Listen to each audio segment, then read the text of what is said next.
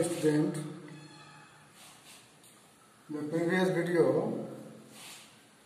we have seen force acting on a current carrying conductor placed in a magnetic field. The force was I, L, B and sin theta.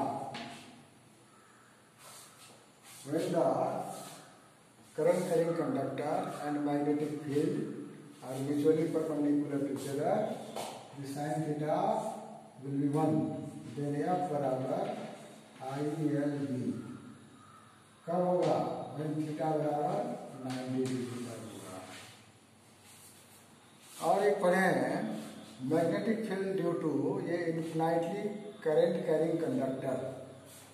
अगर कोई infinitely current carrying conductor है, इससे r distance पर जो magnetic field होगा, अगर current जा रहा अपवर्ड तो ये यहाँ परपेंडिकुलर टू द प्लेन, तो ये मैग्नेटिक फील्ड B का वैल्यू करंट I है, this was mu not I by क्या लिखे थे 2 पाई r. ये दोनों डेरिवेशन जो है ये वाइट-सेवर्ट लॉ का एप्लीकेशन है और वो जो है मूविंग चार्ज के कॉन्सेप्ट पर F इक्वल टू ILB या BIL जो भी लिखना चाहें लिखेंगे. आज देखेंगे हम लोग when two conductors are there.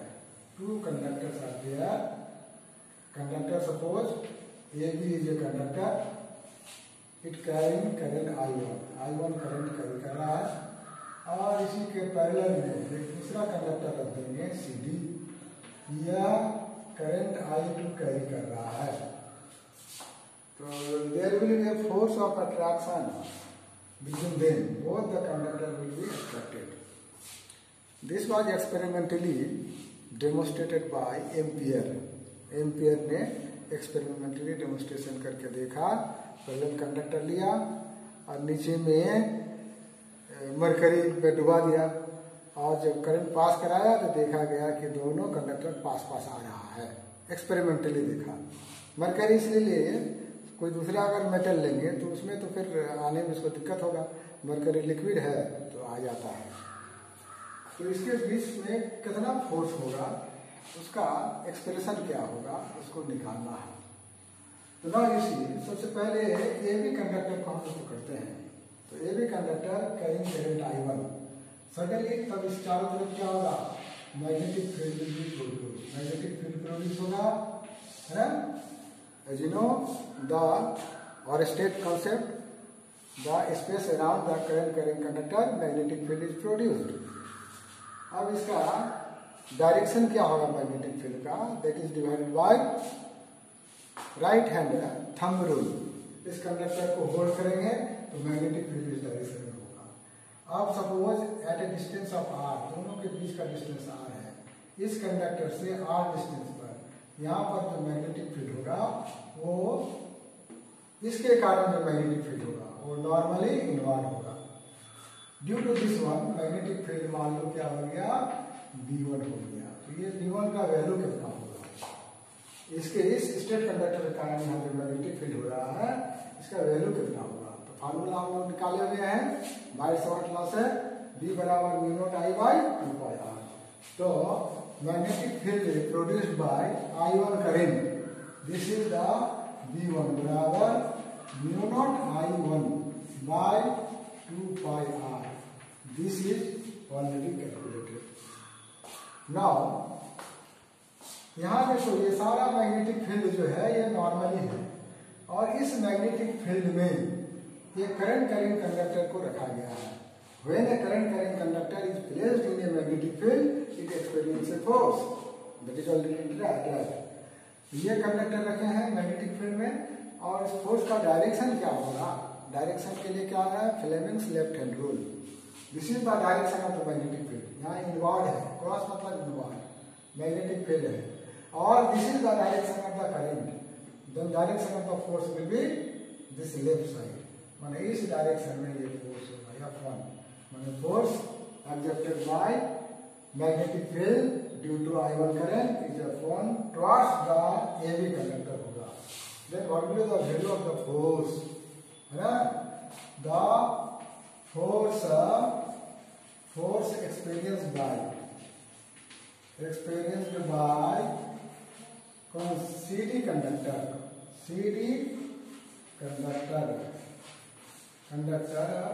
placed in a magnetic field B1 is given by कितना देंगे, तो फोर्स F1 ले लिए, क्या फार्मूला है यहाँ पर, ILB, तो I कौन है, I2 है, this is the I2, L मतलब ये लेंथ ऑफ द कंडक्टर, अगर L है तो L, यहाँ मैग्नेटिक फील्ड कौन सा है, B1 है, जो किसके द्वारा प्रोड्यूस हुआ है, I1 के द्वारा प्रोड्यूस हुआ है। Now this F1 is equal to I2L, value of the B is here, magnetic field का वैल्यू कितना होगा इस करंट कंडक्टर के कारण r डिस्टेंस पर, ऑलरेडी फार्मूला भी है, this is the mu not I1 by 2 pi r is the distance between two parallel conductor, then this F1 बराबर mu not I1 I2 by 2 pi r into L, this is the equation second. Now same way में हम लोग चलेंगे कि अब देखो ये I2 CD में जा रहा है, तो इसका भी मैग्नेटिक फील्ड पैदा होगा इसके साथ, इसके मैग्नेटिक फील्ड में कौन आ जाएगा, इसके मैग्नेटिक फील्ड में आ जाएगा कौन, I1 आ जाएगा, है ना, तो magnetic field produced bye I2 current at this point, इसका डायरेक्शन क्या होगा मैग्नेटिक फील्ड का, इसको होल्ड करेंगे तो इधर इनवर्ट होगा, इधर आके क्या हो जाएगा, आउटवर्ड हो जाएगा, मतलब ये डॉट दे दिया आउटवर्ड, तो इस यहाँ पर मैग्नेटिक फील्ड हो जाएगा B2, इसके कारण जो मैग्नेटिक फील्ड है वो B2 है, तो ये B2 का वैल्यू क्या होगा, ये देखो ये B1 I1 राइट, तो B2 बराबर क्या होगा, B2 मतलब magnetic field produced bye I2 current at this point at the distance of r, V2 बराबर म्यू नॉट I2 कर देंगे, r तो सेम रहेगा, बहुत सिंपल है, सिंपल में करना है। अब इस मैग्नेटिक फील्ड पर ये करंट कंडक्टर रहा, तो when a current conductor is placed in a magnetic field, it will experience a force, that is already derived, the previous video formula is here।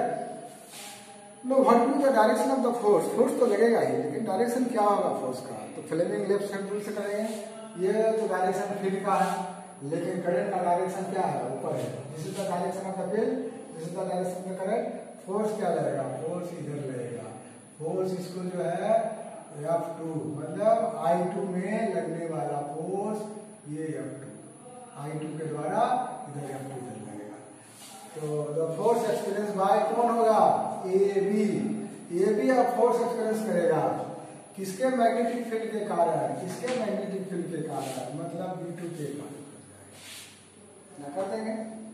अब ये F2 का वैल्यू कितना होगा, F2 का वैल्यू सेम होगा, F1 के जगह क्या हो जाएगा, F2 हो जाएगा, है ना, अगर ये पहला का डेरिवेशन मालूम होगा दूसरे का सेम करेंगे, तो F2 बराबर क्या करेंगे, ये हो जाएगा क्या I1 L और क्या होगा B2, इसका magnetic field, this is equal to F2 बराबर I1 L, B2 का वैल्यू यहाँ है म्यू नॉट I2 बाई क्या आएगा ट्वाइस पाई R, और ये F2 बराबर mu not I1 I2 by कितना 2 पाई R इंटू L, ये equation, this equation is third, this equation is fourth, equation second में F1 का वैल्यू कितना है और इक्वेशन फोर्थ में F1, दोनों फोर्स क्या होगा इक्वल एंड अपोजिट होगा, मतलब दोनों क्या है अट्रैक्शन करेगा, ये इसको इधर खींच रहा है, ये इसको इधर खींच रहा है, there is a force of attraction, और डायग्राम में भी देख रहा है अट्रैक्शन हो रहा है, अब यूनिट लेंथ में कितना फोर्स लगेगा, what is the value force experience by unit length, force experience by unit length, unit length कितना हो जाएगा, ये तो F1 F2 क्या है, F1 बराबर क्या है F2 है, बराबर F कर देंगे मतलब फोर्स हो गया म्यू नॉट I1 I2।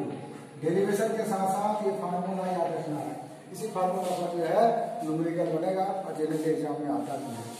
तो यूनिट लेंथ से ये फोर्स निकालेंगे, यूनिट लेंथ F बराबर जो फोर्स है फोर्स बाय क्या करेंगे L कर देंगे, राइट। तो यूनिट लेंथ के लिए फोर्स मान लो छोटा F दे दिए, तो ये बड़ा F मतलब पूरा लेंथ के लिए ये वैल्यू पुट करेंगे mu not I1 I2 by twice pi R into L divide by L cancel, इसलिए F is equal to mu not I1 I2 by हो गया कितना 2 pi R। This is the derivation of the force acting पर unit length of two parallel current carrying conductor, है ना। Current जा रहा है अपना, इसके मैग्नेटिक फील्ड में ये है और इसके मैग्नेटिक फील्ड में ये है। आप जब किसी मैग्नेटिक फील्ड में करंट कैरिंग कंडक्टर को रखेंगे तो फोर्स तो लगेगा ही, it is natural, it is the natural phenomena, it is not man made, it is god gifted phenomena and this factor is used to manufacture so many devices for our purpose. So this is the derivation of this one. Now अगर for anti parallel होगा तो क्या होगा, anti parallel to anti parallel कर देते हैं। Anti parallel होने से क्या होगा, तो there is a force of attraction between, है ना, देयर इज ए force of attraction between two parallel current carrying conductor, force of attraction होगा। अगर एंटी पैरेलल होगा तब क्या होगा, रिपल्सन होना चाहिए, लेकिन फोर्स तो उतना ही रहेगा, फोर्स का जो मैग्नीट्यूड होगा that will remain same but it will be repulsive force. तो उसको हम लोग डायग्राम में समझते हैं, ये I1 करंट कैरी कर रहा है, ये कर रहा है I2 करंट, लेकिन अपोजिट डायरेक्शन में, अपोजिट एक दूसरे के अपोजिट, ये अप जा रहा है या डाउन जा रहा है, तब ये एक दूसरे को रिपेयर करेगा। सही में रिपेयर करेगा क्या, देखते हैं। इसके कारण जो फील्ड होगा, ये फील्ड क्या होगा, यहाँ पर डाउनवर्ड होगा, पक्का फील्ड भी डाउनवर्ड। अब देखो ये फील्ड डाउनवर्ड है, करंट कहाँ जा रहा है, नीचे, तो फोर्स किधर लगेगा, इधर लगेगा, F1 उधर लग जाएगा। इसके कारण जो मैग्नेटिक फील्ड होगा, ये मैग्नेटिक फील्ड है, इसको होल्ड करेंगे, ये भी आप परपेंडिकुलर होगा, इसको ऐसे होल्ड करेंगे तो फील्ड देखो इस पर तो, और ये करंट कंडक्टर है, इसको इसके फील्ड में रखे हैं, इस पर कौन सा फोर्स लगेगा, let us see, this is the direction of the field, this is the direction of the current, this is the direction of the force. तो F2 क्या होगा, बाहर हो जाएगा। अगर एंटी पैरेलल हो रहा है, एक दूसरे को क्या कर रहा है, रिपेयर कर रहा है। एक्सपेरिमेंटली भी हम लोग देख सकते हैं, दो वायर ले लेंगे, उसको मरकरी के पॉट में डाल देंगे और एंटी पैरेलल करंट पास कराएंगे, दोनों वायर क्या होगा, कंडक्टर दूर दूर भागता हुआ दिखेगा, है ना। तो this is there when anti parallel, then what will be here, the repulsion force होगा ना, repulsive force will be there, है ना।